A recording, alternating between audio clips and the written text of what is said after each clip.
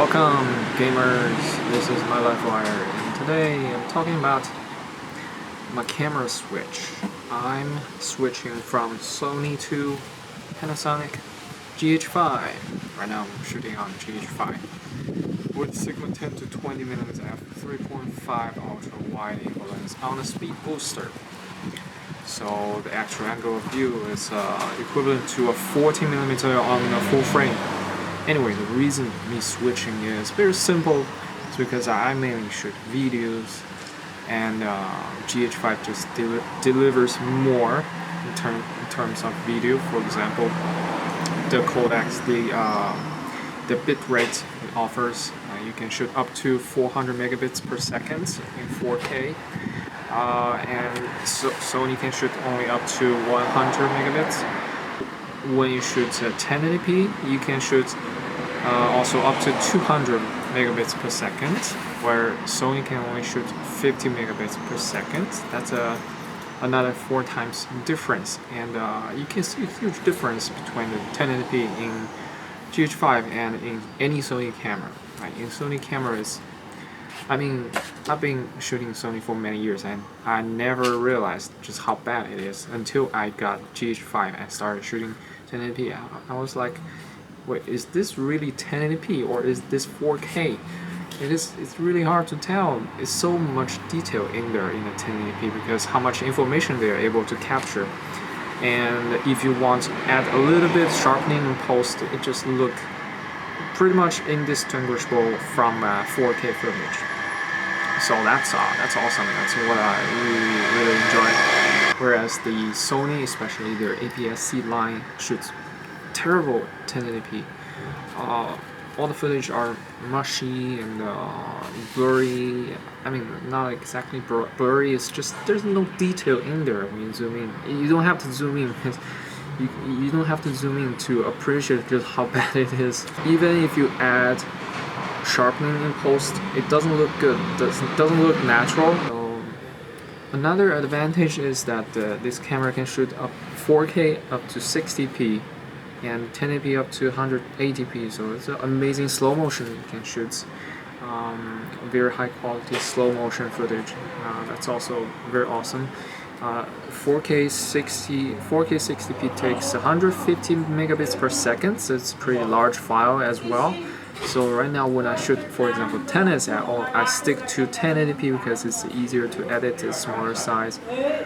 Anyway, I sold my A7R II because I don't shoot photos anymore. Like, I'm not mainly shooting photos, and the A7R II is a photo camera with 42 megapixel, massive sensor. It's awesome for photography, but I just don't consider myself a photographer anymore.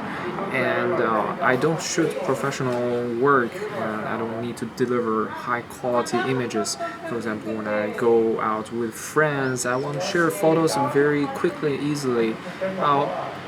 Then the 42 megapixel file is gonna get in the way of me delivering these photos quickly. I don't want to waste time editing them, processing them.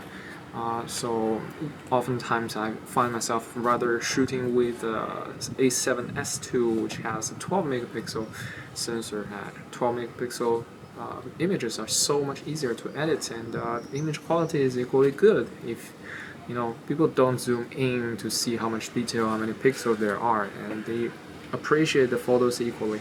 So I just shoot photos with A7SII, and I don't find any issue with that. Also, the GH5 has surprised me in terms of photography, photo capability. I shot some, when I sell my gears, I shot some my gear product shots with the GH5, and it looks fantastic. It's sharp, really sharp, and when you zoom in, especially because GH5, the small sensor, you can get really up close to subject. It's basically any lens can be a macro lens, so get really close, and even a slow lens can create amazing bokeh. So that's really awesome.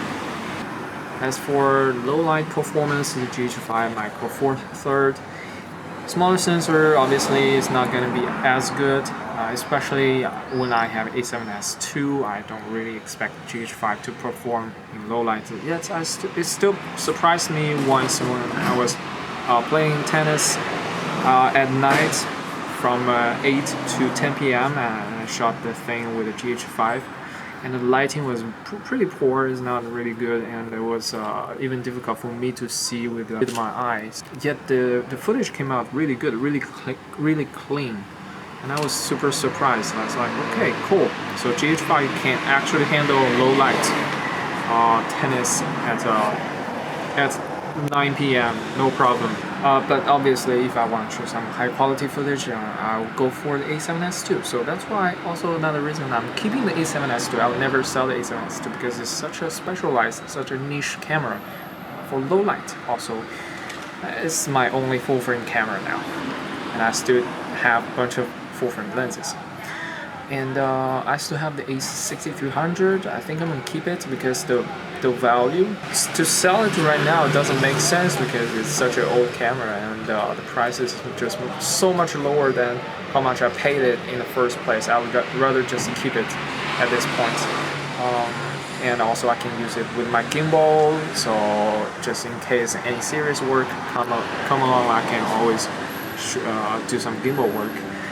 And I do want to sell my 10 to 18mm, the Sony lens. That's also a fantastic lens, super sharp, super nice, but I don't find myself using it as much, and I wanted to transition to GH5 since I want to shoot videos mainly with the GH5, so let's do the switch. That's why I got the Sigma 10 to 20. Though it's full manual, we have a flip screen here. I can see if I'm in focus, so that's cool.